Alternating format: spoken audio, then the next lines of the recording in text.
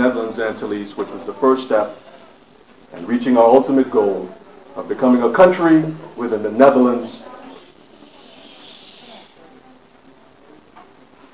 To the 1,200 civil servants, plus numbers, my colleagues, I say on behalf of the Executive Council and Island Council, and on behalf of the citizens of St. Martin, thank you.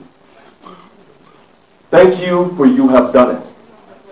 From the littlest of tasks to the largest of tasks within government that you have performed, it has all led to this point within our island's history.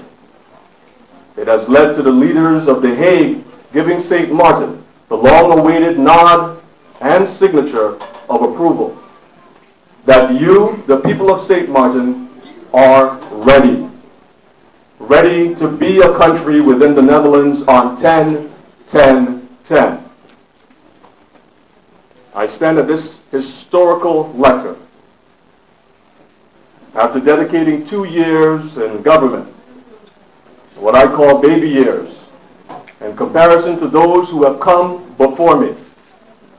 Humbled by the leaders of the past whose faces are represented on the walls of the Claudwati Legislative Hall, the faces that have brought us the best, joyful, sad, inspirational, and historical times, whose dedication and personal sacrifice would always be remembered by the St. Martiner of old and the St. Martiner of new.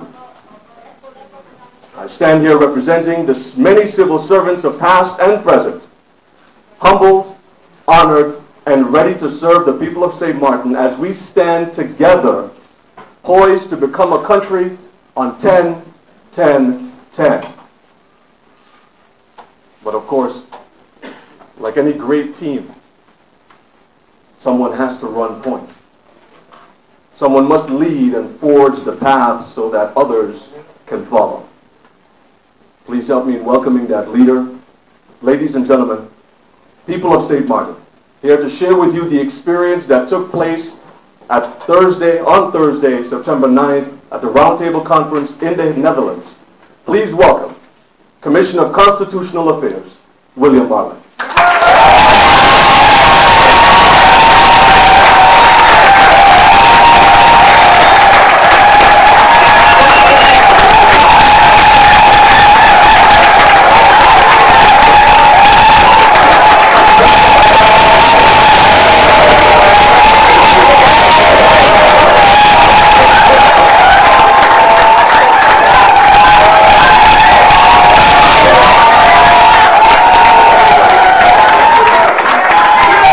Thank you. Thank you. Thank you again, and good afternoon to each and every one of you.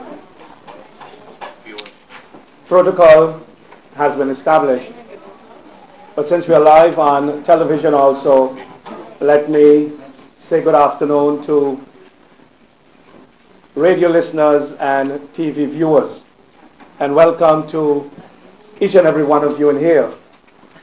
It is not the usual Island Council meeting that you see, because it is not an Island Council meeting. We, however, have members of the Island Council, and we have the Lieutenant Governor, and we have the spanking brand new Governor in the House.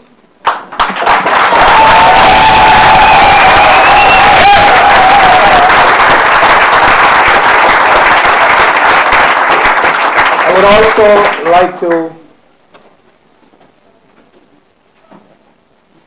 the governor.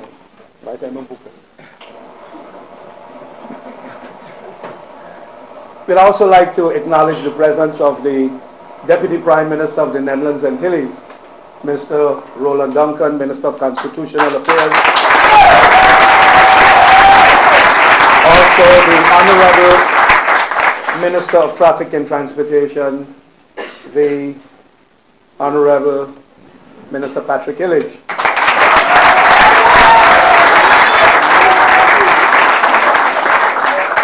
Today we have, besides a brand new governor, we have also two acting lieutenant governors, one in function as governor, our governor Reinhold Groeneveld, and we have also our acting lieutenant governor, second acting lieutenant governor, Mrs. Nilda Lynch Ardern. Welcome.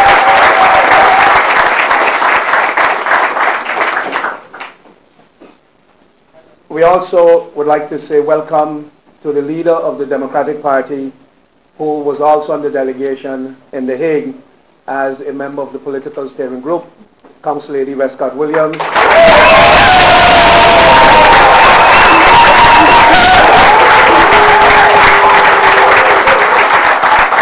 With the delegation, we also had the Island Council member and Senator Rudolph Samuel.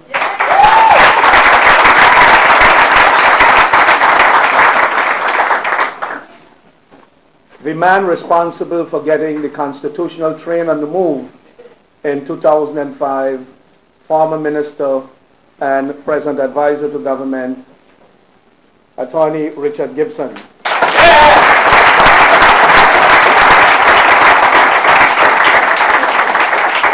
Ever since September 30th, when we signed the agreement for 10-10-10, the week after Richard came back from Miami, and by now it's a collector's item. He brought back 5 caps with 10-10-10. Terry Peterson grabbed mine the same day, and Richard has been wearing his ever since. Not here as the governor by 10-10-10, but in his capacity as chairman of the war group, but also he was on one of the committees for the financial committee of the kingdom, and has served in every possible capacity as advisor. And by now, while he studied economics, I know he will be graduating at the end of this 10-year period with a degree in finance, a degree in law, a degree in economics, a degree in social affairs, economic affairs, and every affairs that it can possibly be. Dr. Anders Eugene Holiday.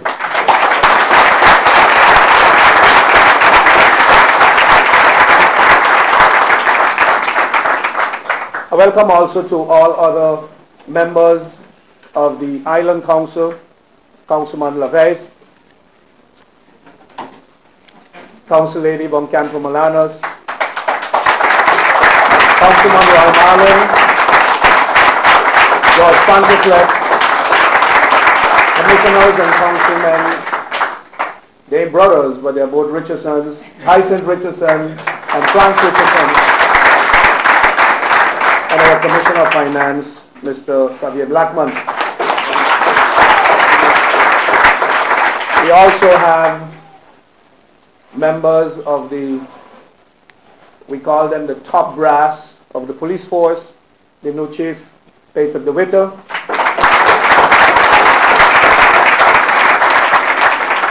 I forgot the function, but he is Carl John, but I forgot the function. He is Deputy Chief of Police for now. And the new head of the Judicial Affairs Department in the police force, Denise Jacobs, recently appointed as well. We also have in the House with us Senator Doran York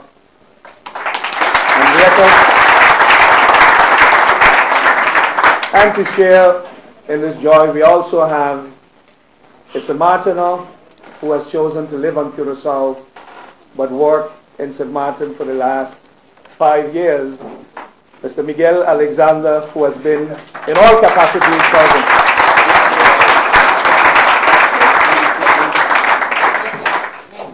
We also have in the House Mr. Roy Farouj, who is here to help us set up the General Audit Chamber and assist in some other departments as well.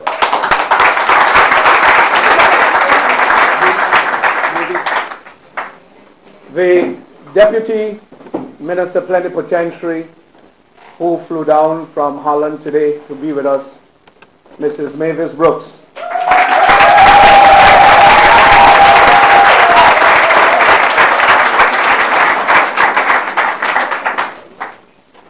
Usually I don't get the opportunity to do this because I most of the times get to say good morning and goodbye, and for sure for the past months when I get home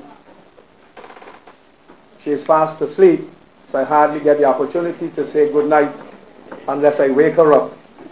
But it gives me great pleasure today to be able to say good afternoon and welcome, because I never see her in the afternoon. My wife, Marlin.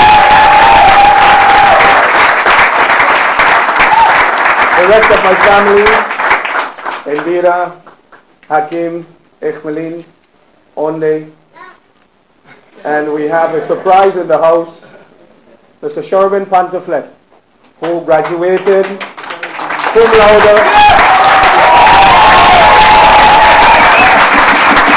And today, when I called the mother while on the flight to tell her that her son sent something and it's kind of wet, so I need her to pick it up at the government building around 4:45.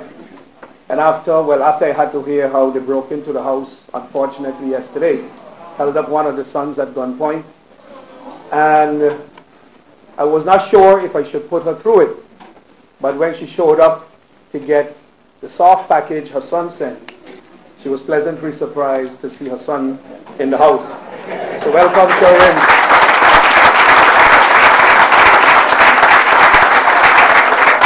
Together with my daughter, Marlin, they were in the sunlight the other day as they graduated with a bachelor's degree in software engineering just 2 days ago. Welcome home.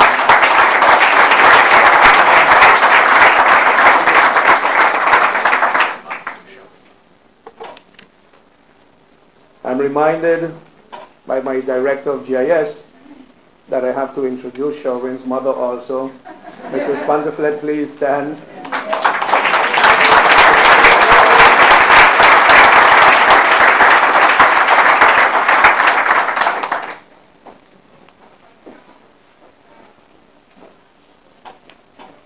And today I want to close my welcomes by welcoming a very special person. When you saw the slide presentation, there were 3 much younger politicians on the podium. One who today is bald-headed and no beard, had a full beard and a reasonably head of hair. Unfortunately, one of them is no longer with us. And we therefore would like to welcome the wife and children of the late Vance James Jr.